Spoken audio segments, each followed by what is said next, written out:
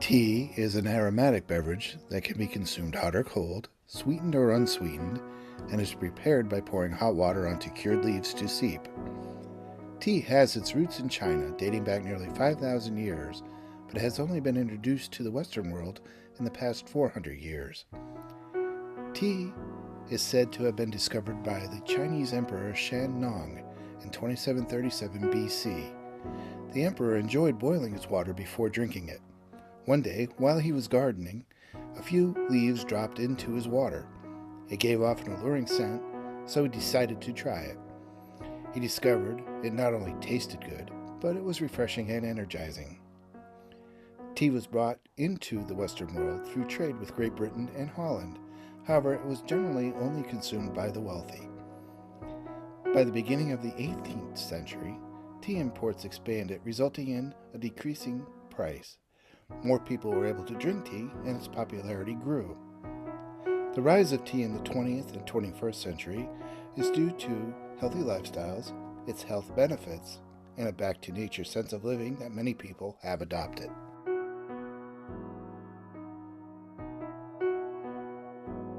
Why do I like tea, or why do I not like coffee?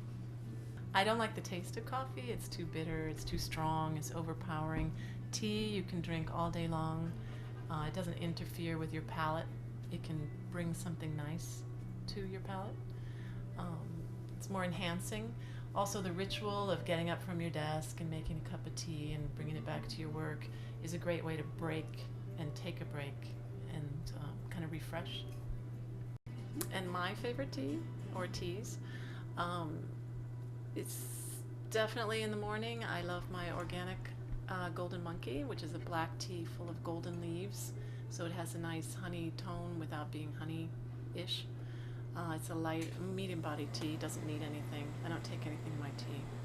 And then when I come to the shop in the warmer temperature, in the summer, I like to drink oolongs, which are cleaner, lighter, fresher, and you can drink it. You can re-steep the leaves a few times. And then that's basically it. Those are my favorite teas.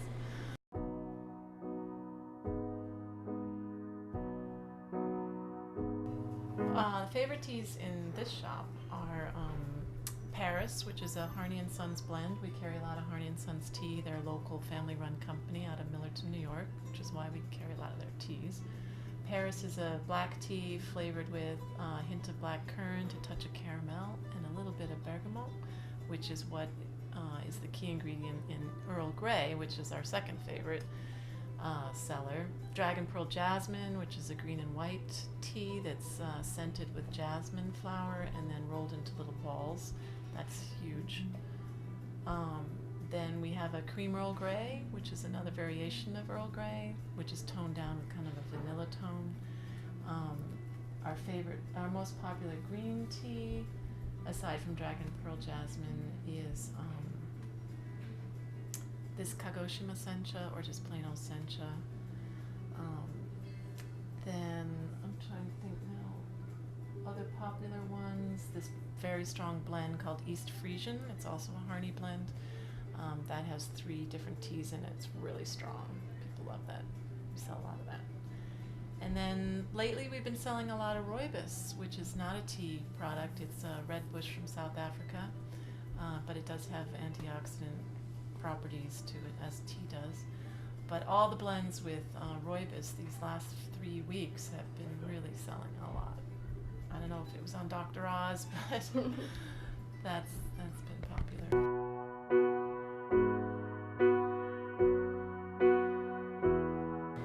In the summer, it's all about iced tea, but we do get a lot of traffic in Woodstock because people come to Woodstock.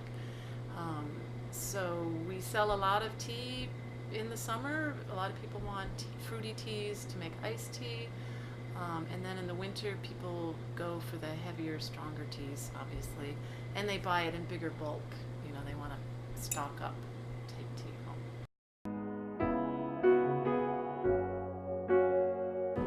It oxidizes the blood, so your blood flows better and freer through your body. Green tea on top of the oxidation has a lot of chlorophyll, so when it oxidizes, it goes through your body, it goes right to your brain. You get that little zing and clean thought, little burst of energy in the brain.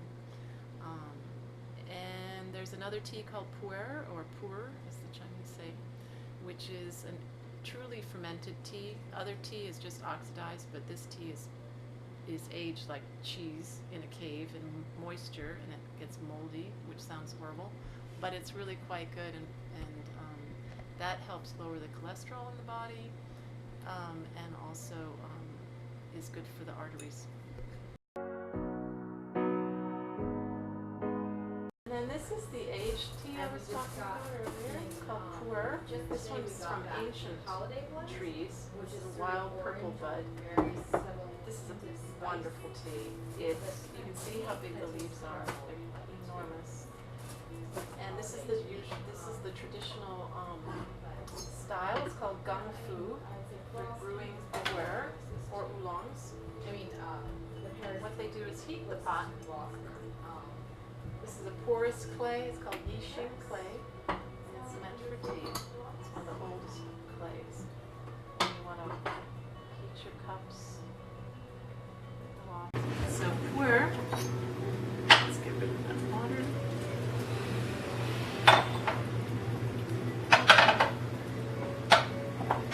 And then we're going to use a huge amount of leaves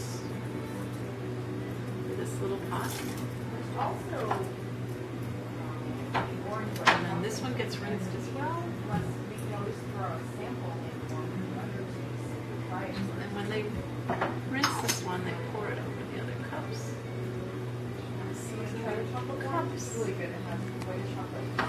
This is that melted chocolate. So I'll send you a sample of that. And then this tea only steeps for 3 seconds. But the beauty of it is that you steep it at least 10 times. That's about 3. You want to taste it?